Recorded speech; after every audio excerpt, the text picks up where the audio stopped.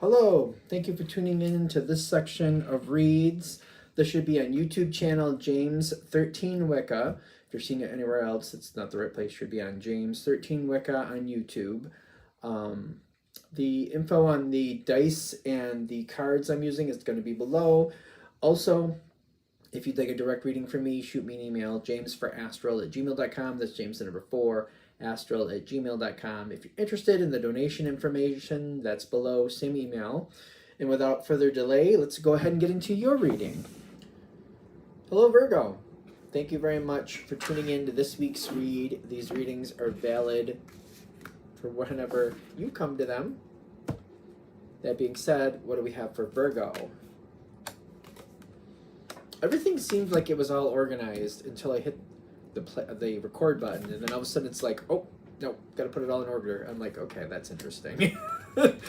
I'm wondering if this is going to be one of those things with this situation, kind of like, I thought it was all organized, and then I looked closer, and I'm like, oh, wait a minute, nope, not as organized as I was hoping it was. Okay, let's get the other deck out here before we go too far.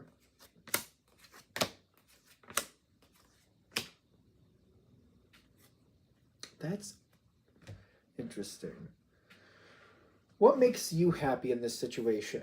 Okay, so there's the tarot cards all came out like very positive. I don't think any of them are really negative. There's like, we got the 5 of Cups, but Virgo usually sifts through something and kind of goes, wait a minute, let me look at everything. Not everything is perfect, but there's enough here that I can work with. Virgo gets very realistic and kind of like, wait a minute, before we look at this too pessimistically, let's pull back, let's sort it out. Is it all perfect? No. Is life though? No. So this goes well, that doesn't, but I can handle that. So whatever the subject we're dealing with, there's a very positive component here. This doesn't have to be about romance. I always feel like I have to say that when this card pops up or any romance card pops up. There's some very good aspects to this situation. Maybe more in the past than currently. It doesn't have to be that way. There's things here you're very bonded with, and you're like, I have no intention of letting these things go. It's probably a situation that has its seasons. Sometimes it's more enjoyable, sometimes it's not. In this situation, I feel like if it has its seasons, it's kind of like, okay, this is the cold season, but we do these things to enjoy it. This is the warm season, and we do these things, but there are these drawbacks. It's almost like, it reminds me of a person in my life that they like spring and fall the best because that's when it's the most comfortable to work outside. When it's too cold in the winter, they don't really like that. When it's too hot in the summer, they don't really like that. They like the inner seasons, the interchanging, you know what I mean? The word isn't popping into my brain. The middle seasons, however you want to look at it. This, you're aware of the season and the change, and like, okay, when this happens, we do this. When this happens, we do this, and it's kind of like the cyclical thing going on here. And there's parts that you like more than others, definitely. I feel like overall, this situation you do like. It's when I'm saying that, it's like, I'd rather be a part of it than not have it in my life. I'd rather have this than not have this. Definitely. That seems very simple. I don't think that's bad that that's simple. Because we're trying to work forward. Okay, that makes sense. So whatever this current energy is, there is this influence in some form. I don't know if it's a pessimistic influence or if it's having a pessimistic effect. And what I mean by that is like somebody's doing something that you don't like, and you're like, here we go with again with this problem. Or they're kind of, there's some way they're sucking down your energy. They could be just like the wet blanket attitude where everything's bad. They point out all the things that are wrong. Like, even when things are bad, there's some things that are good. Like, we can't be inundated with all the negativity. We got to kind of pull ourselves up in some way. If there's something negative here, what can we do about it? but we can't be inundated with constant negativity. It's really hard to thrive in that. 8 of Pentacles, somebody's trying to like make you feel like something is being deconstructed or something is falling apart. And it might be something could be reforming here. It may be very uncomfortable, but something better should show up. There's this vanity with the victim mentality, and it's coming in, it's trying to affect your energy, and it's trying to draw it down. I feel like if we're able to recognize this for what it is, we can step back and get a third party view of it, kind of like, wait a minute. There's things here that are true, there's things here that are not. This has to kind of develop a little further. I can't let this run my life. I have to make informed decisions, empowered decisions, so I can be where I want. I can't let this situation control me. But there's something here with this situation where there's some type of, it doesn't have to be purposeful. You can have a good person having a negative effect, if that makes sense. Like, you could have people who are well-meaning that bring down your energy. Doesn't mean it should be tolerated. You know what I mean? I don't know if this is helping. I hope I'm saying it right. Which just means it depends on how you feel about it and how you react to it. You might have to dismiss yourself from the situation for a while or put some distance. Some of us can be a part of a situation, but we can segregate out thoughts or bring down energy or bring down the effect. I'm a big fan of Paul McKenna. He's a British author. I know there's other people out there who do things too, but How to Mend Your Broken Heart is geared towards romantic relationships, but you can use it towards any relationship, any connection. And it's one of those things where I've used it to get control of like how I'm feeling about a situation. Instead of being dragged up and down the stairs by what people are doing and saying, it helps me step back and kind of have a more of a broader view of it. Like, before I feel a certain way that they're kind of pulling me down on, how about I don't? How about I step back, look at it for what it is, and have a detached reaction to it so that I can handle it the way I want to, not the way my emotions are kind of pulling me through the situation. One of those things. Because there's something really good coming here that's trying to show up.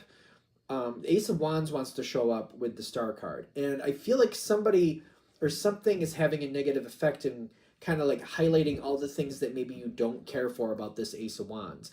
Oh, it's very fast, it's very this demanding, and this, and this, that. The thing is, this is a good thing for you.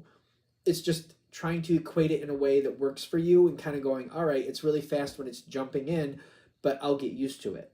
It's really scary and jarring when it starts changing, but I can find a way to make this work for me. It's kind of like, this is needed, whatever it is. It's uncomfortable the way it's showing up. I do feel like it's uncomfortable, especially with the Virgo energy matching in with the Ace of Wands. But even though it's uncomfortable, it doesn't have to mean it's a bad thing. And something or someone else may kind of be pushing this negative kind of response here. It's kind of stepping back and going, all right, you know what? The way this isn't my flavor, the way this is coming in. But more than likely, I need this to work. I need this to go my way. So it may not be the most comfortable, but what do I need to do to make it happen? It's kind of like I live in a place where we have winter and it gets quite cold. In the midwinter, it gets below 0. In, what are we, Fahrenheit? I think we're Fahrenheit.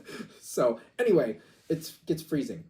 The reason I'm bringing that up is like, it's kind of like going out, cleaning off the car, getting it warmed up, driving through the snow when you have to do it. It's kind of like, do you like that? At least me, I'm going to speak for myself. No, I do not like that. But is it something I need to do? Will it bring me to where I need to go? Will it help me get done what I need to get done? Yes. Is it something I feel like I need to do? Yes. So the whole point is I can get through it. Do I like it? No, I don't like freezing my butt off. But it's just one of those things. I'm going to get through it. I'm just going to handle it, deal with it, and move on. And that's what they're saying. Like, it's almost like there's a great party or a great event or a great opportunity that I can get to, but I gotta clean off the car. I gotta work. I have to deal with all these things to get through it. I can do this. I gotta make sure I don't over center on that. I gotta address it, handle it respectfully. Like, you know, I'm not gonna drive like a mad person on the way to wherever I'm going through the snow. I'm gonna be very careful and deliberate and make sure I get there best I can. But once I'm there, I'm centering on that, and I'm centering on enjoying what I want to enjoy there. There's a lot there. the trick is to not over center on what you don't like. So again, that's why I'm using the snow analogy. It's kind of like when I'm driving, I'm like, I'm very present and very deliberate and very careful. But like, I'm not making that what the whole situation is about. I'm not making the whole situation defined by this. I have to deal with this, and like making it so strong that even when I get to this event, whatever it is, that's still consuming me. I'm like, I did it. I'm successful. I'll make it on the way home. I'm fine. But while I'm here, I'm enjoying this event and making the most of this event because that's why I'm going through this to begin with. Knight of Swords shows up. There's a lot here that's being offered here with this situation. Be careful of your thoughts. So there's a be careful of your thoughts situation here. There is a point of contention. Other people having their problem with this, whatever that is, what's behind that? Guilt and grieving here. Other people having issues with whatever this situation is, that's them. They have to handle things the way they need to handle things. Okay, hold on. Before I say this, I just want to be super... They have to figure out how to handle whatever they need to handle.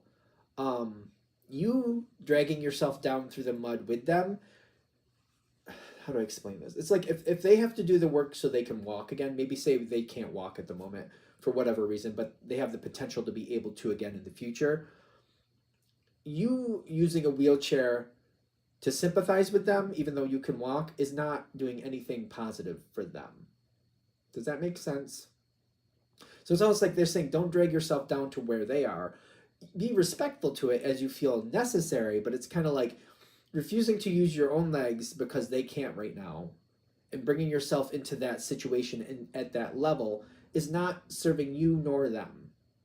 Being respectful to them, offering help where you can, but them, because some people, I know this is a weird analogy, but if they're saying, I feel really bad when you use your legs around me, it makes me feel uncomfortable. That's not fair.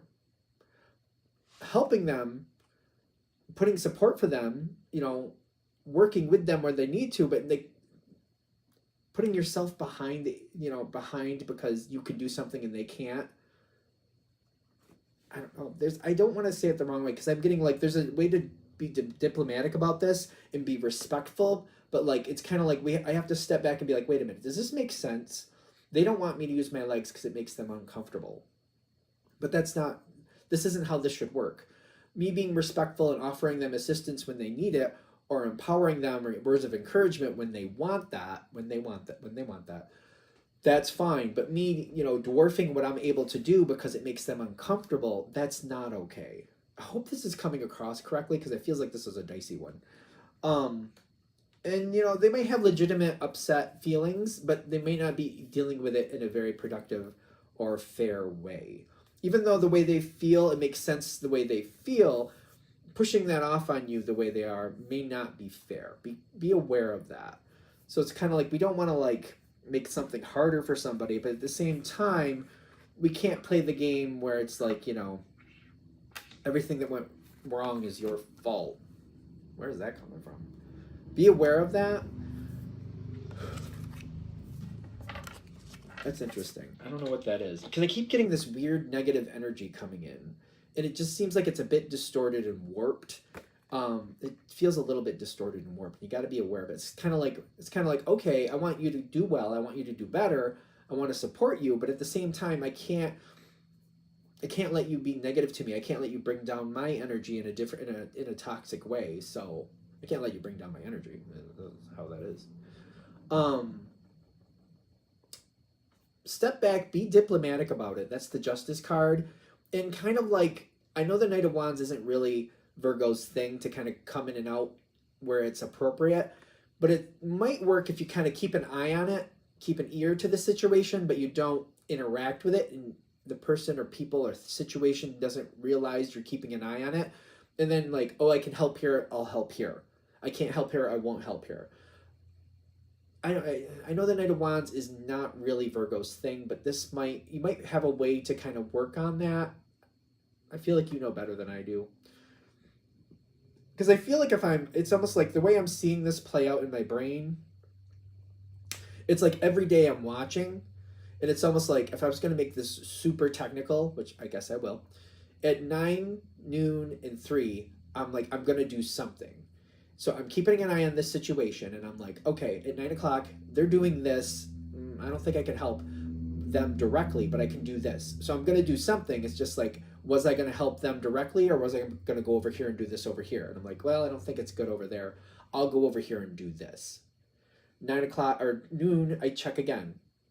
I think I can help them, but I don't really want them to see what I'm doing. So, you know what? I'm going to do a little bit over here, and then I'll come over here and I'll do that. And then at 3 o'clock, I check again.